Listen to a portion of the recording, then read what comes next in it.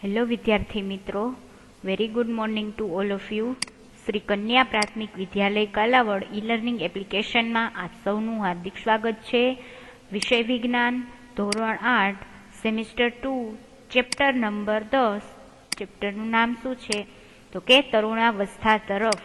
હવે આપણે ફર્સ્ટ લેક્ચરની અંદર તરુણાવસ્થા કોને કહેવામાં આવે છે, તરુણાવસ્થાની અંદર કયા કયા પ્રકારના ફેરફારો થાય છે, ત્યારબાદ તરુણાવસ્થામાં છોકરા અને છોકરીઓની અંદર કયા કયા પ્રકારના છે એ ફેરફારો છે એ જોવા મળે છે એ આપણે વાત કરી. એની અંદર આપણે જોયું હતું કે છોકરાની અંદર દાઢી મૂછ છે એ ઉગવા લાગે છે, એવી રીતે છોકરીઓની અંદર છે એ હાઇટમાં વધારો થાય છે, એવી જ રીતે એની જે બ્રેસ્ટનો ભાગ છે એ પણ વધે છે. બરાબર, એ બધી આપણે વાત કરેલી. એ બધું જોતું તરુણાવસ્થામાં થતા ફેરફારો. ત્યારબાદ આપણે નવો ટોપિક જોયો તો 10.2 યૌવનારંભમાં થતા ફેરફાર, જેની અંદર આપણે પહેલો પોઈન્ટ જોયો તો કે ઊંચાઈમાં વધારો. બરાબર, એના વિશે આપણે અભ્યાસ કરી ગયા હતા કે ઊંચાઈમાં થતો વધારો છે એ દેખીતો બદલાવ છે. બરાબર, છોકરા અને છોકરીઓમાં સૌથી મોટો દેખીતો બદલાવ કયો છે તો કે ઊંચાઈમાં થતો વધારો. હવે જેવી રીતે ઉંમર છે એ વધે છે, જેમ જેમ એજ વધે છે એમ એમ હાઇટ પણ વધે છે, અને જ્યારે 18 થી 19 વર્ષની મહત્તમ ઊંચાઈ છે એ પ્રાપ્ત કરી લે છે. 18 વર્ષનો જે વ્યક્તિ, બરાબર, એ છોકરો હોય કે છોકરી, એની ઉંમર છે એ તરુણાવસ્થા ત્યારે પૂરી થાય છે. બરાબર, ત્યારે એ પોતાની મહત્તમ ઊંચાઈ છે એ પ્રાપ્ત કરી લે છે. એના વિશે આપણે ફર્સ્ટ લેક્ચરની અંદર અભ્યાસ કરી ગયા. ત્યાર પછી જોઈએ પ્રવૃત્તિ નંબર 10.1. એની અંદર તમારે શું કરવાનું છે તો કે નીચે આપેલા ચાર્ટમાં છોકરા અને છોકરીઓની ઉંમર સાથે ઊંચાઈમાં થતા વધારાની ટકાવારીને દર્શાવવામાં આપેલી છે. હવે નેક્સ્ટ સ્લાઇડની અંદર તમને એક ચાર્ટ આપેલો છે, જેની અંદર છોકરા અને છોકરીઓની ઉંમર છે એ ઊંચાઈની સાથે ઉંમરની અંદર છે એ વધારો થતા ઊંચાઈમાં પણ વધારો થાય છે એ દર્શાવવામાં આવેલું છે. એની અંદર તમને 2 કોલમ આપેલી છે.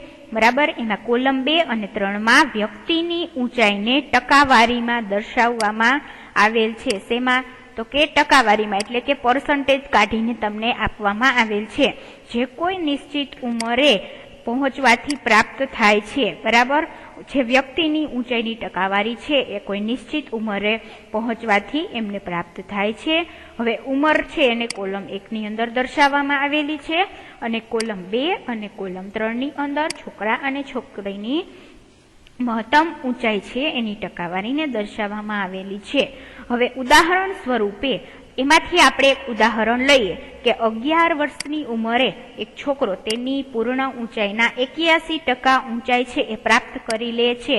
એનું વર્ષ કેટલા તો કે 11 વર્ષની ઉંમરે એક છોકરો પૂર્ણ ઊંચાઈના કેટલા ટકા તો કે 81% ઊંચાઈ પ્રાપ્ત કરી લે છે.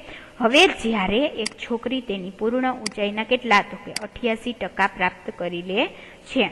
હવે જુઓ વિદ્યાર્થી મિત્રો, ખાસ તમને 2 ઉદાહરણ લઈને જ બતાવવામાં આવેલું છે, એટલે કે તમારે કમ્પેરિઝન જ કરવાની છે બોયઝ અને ગર્લ્સની. હવે 11 વર્ષનો છોકરો છે એની ઊંચાઈના ટકાવારી કેટલી છે તો કે 81%, જ્યારે 11 વર્ષની છોકરી છે એ પોતાની પૂર્ણ ઊંચાઈના કેટલા ટકાવારી પ્રાપ્ત કરી લે છે તો કે 88%. હવે આપેલા આંકડા માત્ર નમૂના રૂપ જ છે, જે જુદી જુદી વ્યક્તિઓમાં જુદા જુદા પણ હોય છે. હવે આપણે ફર્સ્ટ લેક્ચરની અંદર જ વાત કરી ગયા હતા કે વૃદ્ધિનો દર છે એ દરેક વ્યક્તિમાં જુદો જુદો હોય છે. એવું નથી કે દરેક વ્યક્તિ છે 5 ફૂટ જ ઊંચાઈ ધરાવે છે. દરેક વ્યક્તિની હાઇટ છે એ પણ અલગ અલગ હોય, અને વૃદ્ધિનો દર પણ અલગ અલગ હોય છે. હવે તમારા મિત્રો માટે કોષ્ટકનો ઉપયોગ અને તેની પૂર્ણ ઊંચાઈનું અનુમાન લગાવો અને તપાસ કરો કે વર્ગમાં કોણ સૌથી વધુ ઊંચું અને કોણ સૌથી નીચું છે, એટલે કે કોણ વામન છે. જેવી રીતે તમને અહીંયા ઉદાહરણ આપેલા છે એવી રીતે તમે આ પ્રવૃત્તિની મદદથી તમારી અને તમારા મિત્રની ઊંચાઈની ટકાવારી પણ મેળવી શકો છો. હવે વિદ્યાર્થી મિત્રો, જો આ કોષ્ટક આપેલું છે એની અંદર તમને ઉંમર છે એ વર્ષની અંદર આપેલી છે કે છોકરા અને છોકરીઓ, બરાબર, એ પોતાની પૂર્ણ ઊંચાઈની કેટલી ટકાવારી છે પ્રાપ્ત કરી લે છે, તમને અહીંયા આપેલું છે. સૌ પ્રથમ કોલમ નંબર 1 છે, બરાબર, એની અંદર ઉંમર વર્ષમાં આપેલી છે. હવે એની અંદર 8 થી લઈને 18 વર્ષ સુધીની વય મર્યાદા છે એ તમને દર્શાવવામાં આવેલી છે કે 8 વર્ષ છે બરાબર, ત્યારે છોકરા કેટલી પૂર્ણ ઊંચાઈની ટકાવારી પ્રાપ્ત કરી લે છે તો કે 72%, જ્યારે છોકરી કેટલી કરી લે છે 77%. એવી રીતે બીજું ઉદાહરણ જોઈએ તો કે 12 વર્ષની ઉંમરે છોકરો છે એ 84% પૂર્ણ ઊંચાઈની ટકાવારી પ્રાપ્ત કરી લે છે અને ગર્લ્સ છે એ 91% પૂર્ણ ઊંચાઈની ટકાવારી પ્રાપ્ત કરી લે છે. આ આંકડા કોઈ ફિક્સ નથી, પરંતુ આ તમને તમારી સમજ માટે આપેલા છે. હવે એક બીજું ઉદાહરણ જોઈએ તો કે 15 વર્ષની ઉંમર છે છોકરા અને છોકરીની, તો છોકરો 15 વર્ષની ઉંમરે 95% પૂર્ણ ઊંચાઈની ટકાવારી પ્રાપ્ત કરી લે છે. એવી રીતે ગર્લ્સ કેટલી કરે છે તો કે 99%. હવે જ્યારે છેલ્લે તમે જુઓ તો કે 18 વર્ષની ઉંમરે છોકરા અને છોકરી બંનેમાં છે પૂર્ણ ઊંચાઈની ટકાવારી કેટલી છે તો કે 100% પોતાની ઊંચાઈ પ્રાપ્ત કરી લે છે. હવે આપણે આગળના લેક્ચરમાં જ ભણી ગયા કે તરુણાવસ્થા ક્યારથી શરૂ થાય છે તો કે 11 વર્ષની ઉંમરથી લઈને 18 થી 19 વર્ષનું જ્યારે તરુણ થાય ત્યારે એની તરુણાવસ્થા છે એ પૂર્ણ થઈ જાય છે અને 18 વર્ષ પછી એ શેમાં પહોંચે છે તો કે એ યૌવનારંભ છે એનો એ શરૂ થઈ જાય છે અને એની તરુણાવસ્થા પૂર્ણ થઈ જાય છે. એટલા માટે 18 વર્ષની ઉંમર થાય ત્યારે છોકરા અને છોકરીઓ છે એ પોતાની પૂર્ણ ઊંચાઈ છે એ પ્રાપ્ત કરી લે છે. હવે ત્યાર પછી જોઈએ પૂર્ણ ઊંચાઈ છે બરાબર, આપણે આગળ કોષ્ટકમાં જોયું. હવે પૂર્ણ ઊંચાઈની ટકાવારી છે એને ગણતરી કરવી હોય તો કેવી રીતે થાય, એના માટે તમને એક છે ઇક્વેશન છે એ આપેલું છે, એટલે કે એક સૂત્ર આપેલું છે. હવે પૂર્ણ ઊંચાઈ માટેની ગણતરી છે એ કરવી હોય તો કેવી રીતે થાય, પૂર્ણ ઊંચાઈ માટેની ગણતરી છે કયા એકમમાં કરવામાં આવે તો કે સેન્ટીમીટરમાં. એ ખાસ તમારે યાદ રાખવાનું છે. cm એટલે સેન્ટીમીટર. હવે વર્તમાન ઊંચાઈ અપોન વર્તમાન ઊંચાઈ એ પૂર્ણ ઊંચાઈની ટકાવારી. પૂર્ણ ઊંચાઈ માટેની ગણતરી કરવી હોય તો એનું સૂત્ર શું છે એ તમારે ખાસ યાદ રાખવાનું છે. તમને MCQ ની અંદર જો 1 માર્ક્સમાં પૂછાય અને તમને 4 ઓપ્શન આપેલા હોય તો તમારે આ સૂત્ર છે વ્યવસ્થિત રીતે યાદ રાખવાનું થશે કે વર્તમાન ઊંચાઈ છે એ શેમાં હોય તો કે સેન્ટીમીટરમાં અપોન વર્તમાન ઊંચાઈ એ પૂર્ણ ઊંચાઈની ટકાવારી ઇન્ટુ 100 એટલે કે 100 બરાબર. આ થઈ ગયું પૂર્ણ ઊંચાઈ માટેની ગણતરીનું સૂત્ર. હવે આપણે જોઈએ કે પૂર્ણ ઊંચાઈ માટેની ગણતરી છે એ કેવી રીતે કરાય, તો તમને છે એક ઉદાહરણ આપેલું છે કે એક છોકરો છે કે જેની ઉંમર કેટલી છે તો કે 9 વર્ષ છે. 9 વર્ષે એની ઉંમર છે તથા ઊંચાઈ કેટલી છે તો કે 120 સેન્ટીમીટર એની ઊંચાઈ છે. હવે વૃદ્ધિકાળના અંતિમ તબક્કા પર તેની અંદાજિત ઊંચાઈ છે એ કેટલી હશે બરાબર. હવે 9 વર્ષનો છોકરો છે તો એની જે ઉંમર એજ છે એ ત્યારે કેવી હોય તો કે એકદમ ગ્રોઈંગ સ્ટેજમાં હોય, કે એ દરમિયાન એની જે તરુણાવસ્થા છે એ 11મું વર્ષ થાય ત્યારથી સ્ટાર્ટ થઈ જાય, એટલે કે તરુણાવસ્થા સ્ટાર્ટ થવાના થોડાક સમયની જ વાર છે, એટલે એની ઊંચાઈ છે ધીમે ધીમે વધતી હોય. તો 9 વર્ષના છોકરાની ઊંચાઈ તમને અહીંયા આપેલી છે એ કેટલી છે તો કે 120 સેન્ટીમીટર છે એની ઊંચાઈ છે. હવે વૃદ્ધિકાળના અંતિમ તબક્કા પર, એટલે વૃદ્ધિકાળનો અંતિમ તબક્કો કયો થાય તો કે તરુણાવસ્થા છે એ જ્યારે પૂર્ણ થવાના આડેગાડે હોય ત્યારે એની અંદાજિત ઊંચાઈ છે એ કેટલી હશે બરાબર. એ તમારે છે એ ફાઇન્ડ આઉટ કરવાનું છે. હવે આપણે અહીંયા આગળ જ ઇક્વેશન જોયું કે પૂર્ણ ઊંચાઈની ટકાવારી છે એ ફાઇન્ડ કરવી હોય તો કેવી રીતે થાય એ આપણે આગળ જોયું. એના માટેનું ઇક્વેશન પણ અહીંયા જોયું છે તમે, એ ખાસ યાદ રાખવાનું.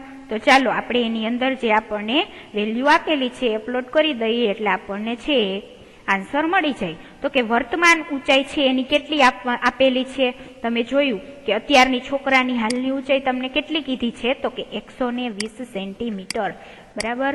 120 સેન્ટીમીટર એની હાલની ઊંચાઈ છે. હવે 120 સેન્ટીમીટર એની હાલની ઊંચાઈ તમને આપેલી છે.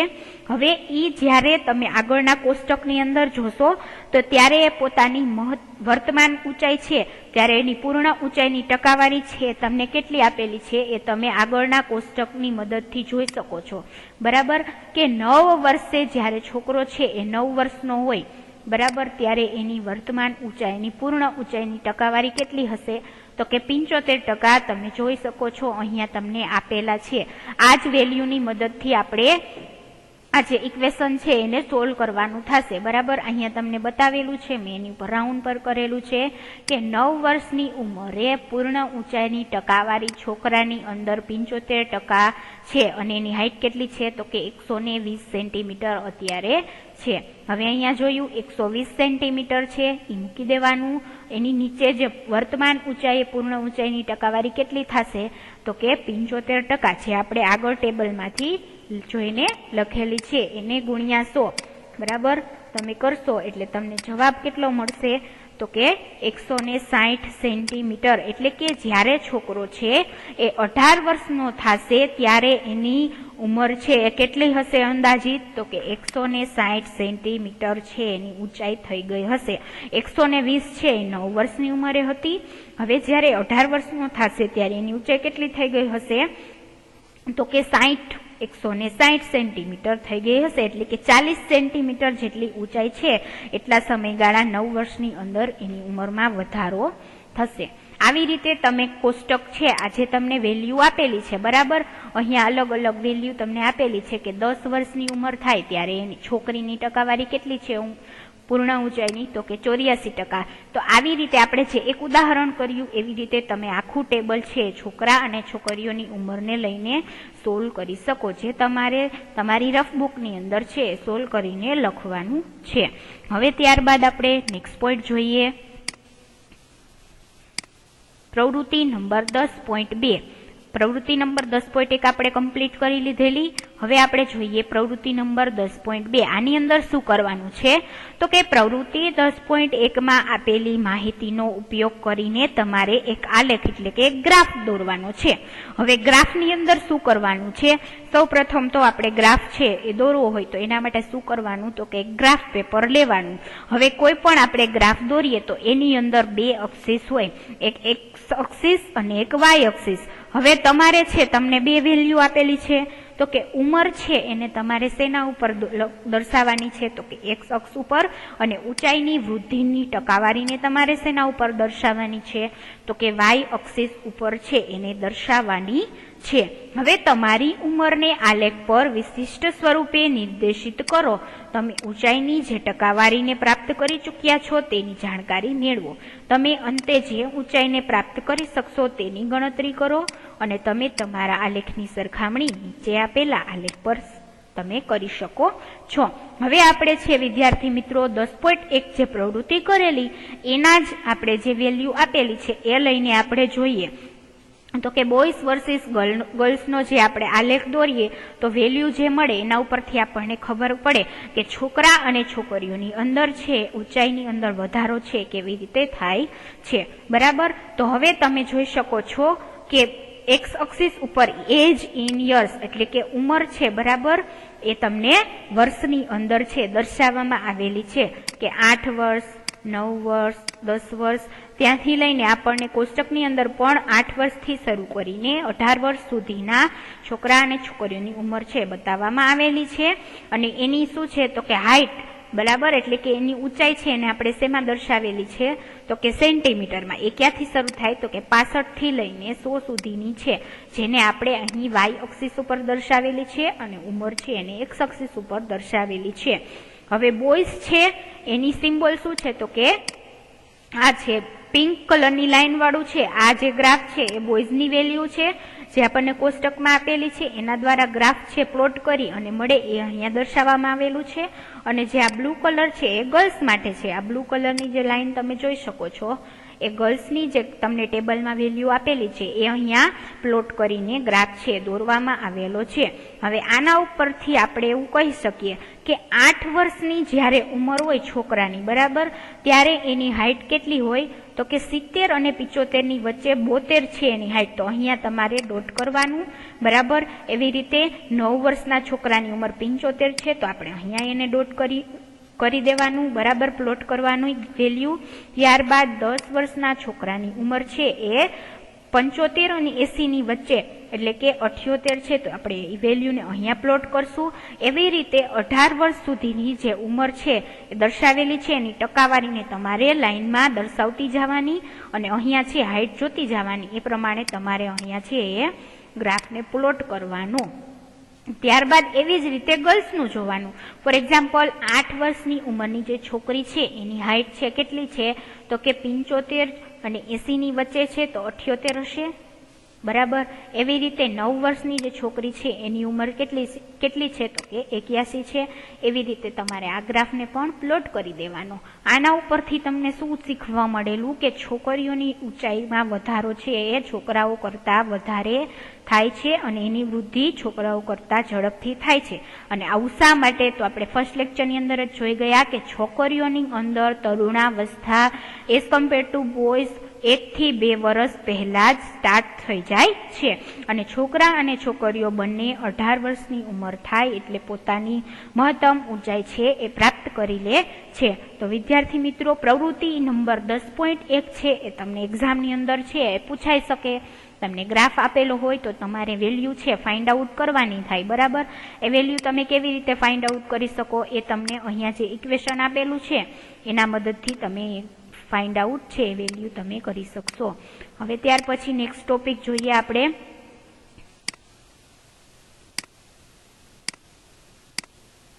તો પહેલી છે એને એક પ્રશ્ન થાય છે, બરાબર.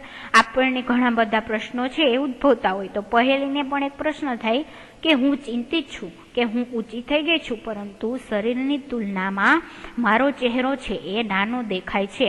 હવે પહેલીને પ્રશ્ન થાય કે મારી હાઇટ છે એકદમ વધી ગઈ છે પરંતુ મારી હાઇટની કમ્પેરમાં મારો ફેસ છે કેવો દેખાય છે તો કે નાનો દેખાય છે, બરાબર. એને ચિંતા થાય છે. આવું શા માટે થાય છે, બરાબર. તો એ જોઈએ તો કે પહેલીએ ચિંતા કરવાની કોઈ જ જરૂર નથી, બરાબર. એ એવું વિચારે છે કે મારી ઊંચાઈ છે એ વધી ગઈ છે પરંતુ મારો જે ચહેરો છે, બરાબર, એ મારી ઊંચાઈની તુલનામાં કેવો દેખાય તો કે નાનો દેખાય છે.